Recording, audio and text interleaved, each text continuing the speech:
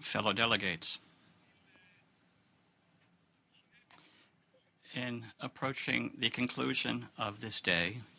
I feel the responsibility in speaking from this podium after what has been said, particularly after the statement by the President after what President Obama of the United States said to us today. He gave a balance of the 8 years of his presidency in relationship to the United Nations and highlighted how the international frame today sees a deep division between the world of fear and the world of courage, the world of resentment and the world of hope, the anger versus opportunity. So we are opening a new season filled with opportunities and possibilities, but also of threats and difficulties that until a little while ago seemed to be very distant. Of all of these, the threat of terrorism to our cities in the everyday life. Terrorism does no longer strikes just conventional targets, but it strikes, rather, the human dimension, a theater, a museum, a restaurant, a stadium. The risk connected to pandemias, sometimes exaggerated, but often real risks are spreading, risk to the environment. For this communication of women and men, we're able to give a response from this podium together with my colleagues. We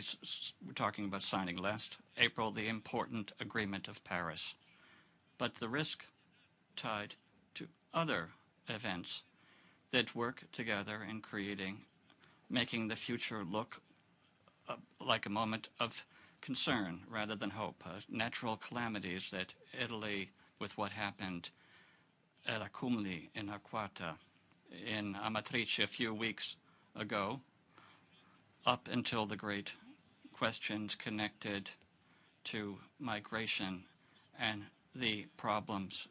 that it creates in the hearts of people, the questions that it raises, the difficulties that it invites. So the future has become more and more a place in which we have doubts, a place that we fear. Yet, we need to choose the road of hope, the road of possibility, the road of opportunities. The problems, in fact, are not theoretical problems that assemblies of experts often address, but they have faces, the faces of Omran, the Syrian child who is looking distraught, covered with blood, with dot, looking not at a photographer, but at the heart of each of us, in the eyes of Nadia, a Yazidi girl who I met yesterday, who escaped from the violence of Daesh, and today is a courageous witness to a battle on behalf of human rights, the rights of women and the right of freedom. But these are challenges and threats that no longer have borders. They are in the heart of our cities and often in the poorest neighborhoods, in the outskirts of European cities that have often been forgotten, that have forgotten the true sense of risk in our borders and not outside of them. Every reference to what happened between Paris and Brussels. I so asked myself, in bringing the greetings of Italy, what can be the voice that comes from Rome to these issues? Without doubt, it would be nice with you to share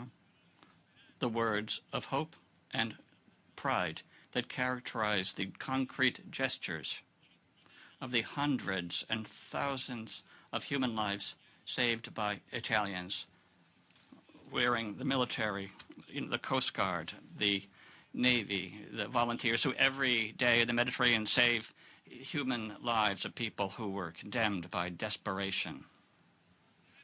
It would be nice to bring to each of you the pride and the voice of the Italians who work in the area of culture, education, and research, the Italians who, together with others in Europe, lead the European mission in a few weeks that will take place. For the first time, there will be a European mission which will arrive on Mars on the 19th of October in 1 month, the sign of collective research that makes Europe not just a place of technocracies, but a place of culture. But I would also like to propose a different image, and perhaps provocative. Imagine from Rome. I would like to propose a passage from the Aeneid. Aeneas is the man of voyage. Mythology have many examples of persons who set out on a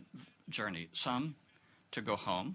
like Odysseus did, and there are those who, like Aeneas, who choose to travel to create a new civilization, Aeneas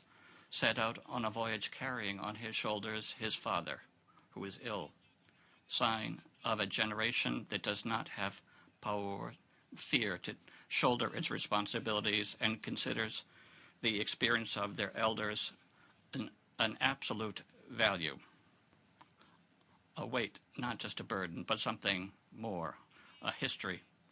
Aeneas is a man who assures to his son the possibility to continue living and founding the great history of Rome. But Aeneas is the man who, in the myth of the foundation, brings with him pietas, the profound respect, halfway between religious value and the deep sense of cultural identity that makes a community worthy of being called a community. Without pietas, without compassion for others, there is no room for a community. And this is why, in my opinion, it is fundamental that we tackle the threats launched this morning from this podium by Barack Obama with that great value of pietas and of the building of a community to which the myth of Aeneas refers. This is how Italy will tackle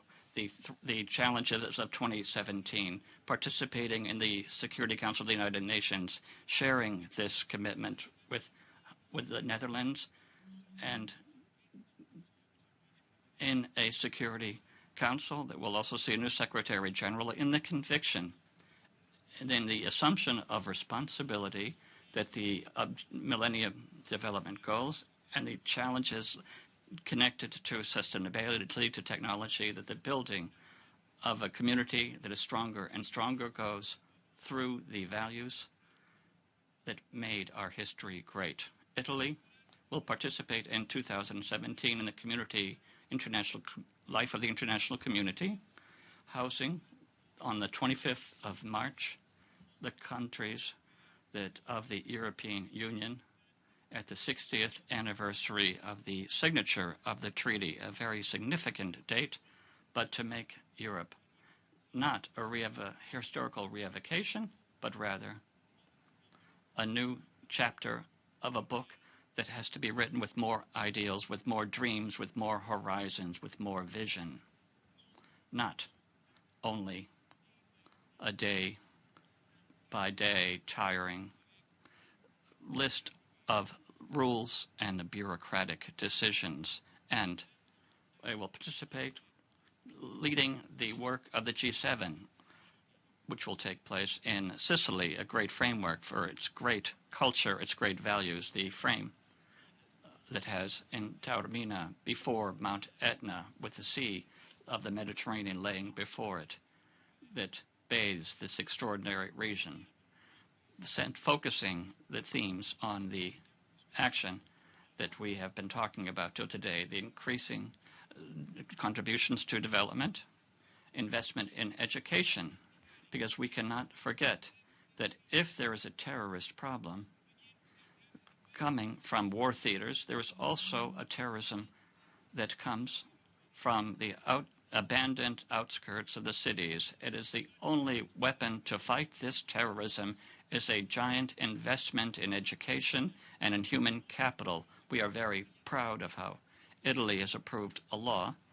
together with the representatives of parliament, that says for every euro invested in security and in policing and in technology, cyber technology and cybersecurity, €1 is invested in culture, education, recreation, kindergartens, theaters, and places of the spirit of the soul, because this is another way to fight the crisis of our times.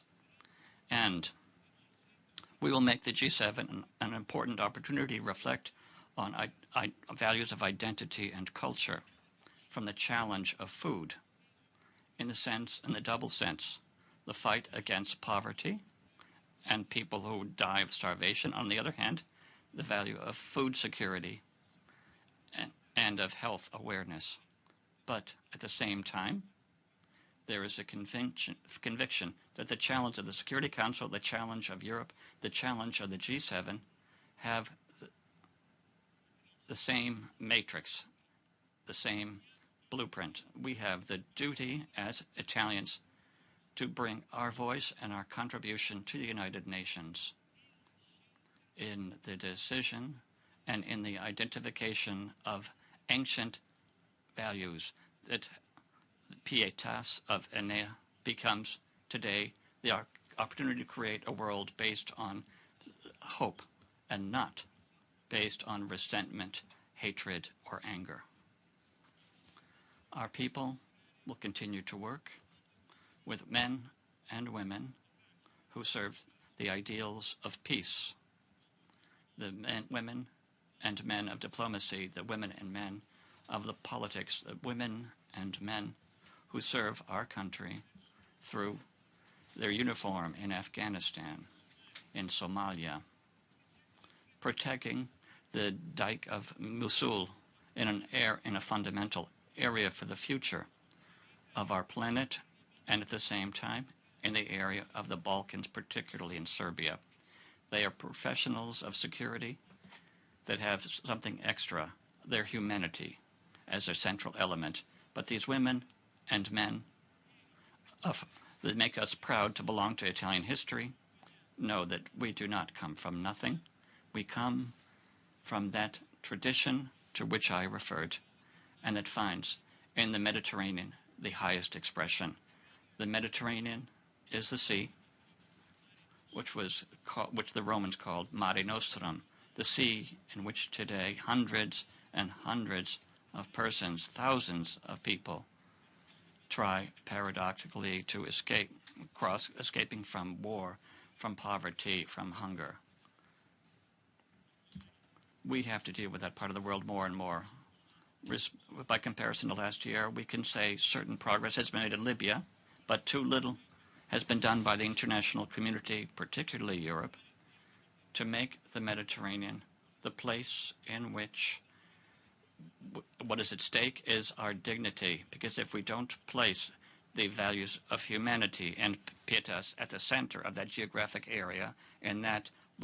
corner of the world, we will not be able to be loyal to our traditions. This is why Italy accepts the challenge launched by the President of the United States today to the General Assembly, saying that we will always be on the part of democracy, of freedom, of values, and of ideals, with the concreteness that derives from those who have a great dream and a great horizon, but also at the same time the deep desire to make politics an activity that is noble and concrete, by intervening without leaving to others a responsibility and assuming completely the deep sense of a challenge that we, for our part, call humanity. But best of work to all of you.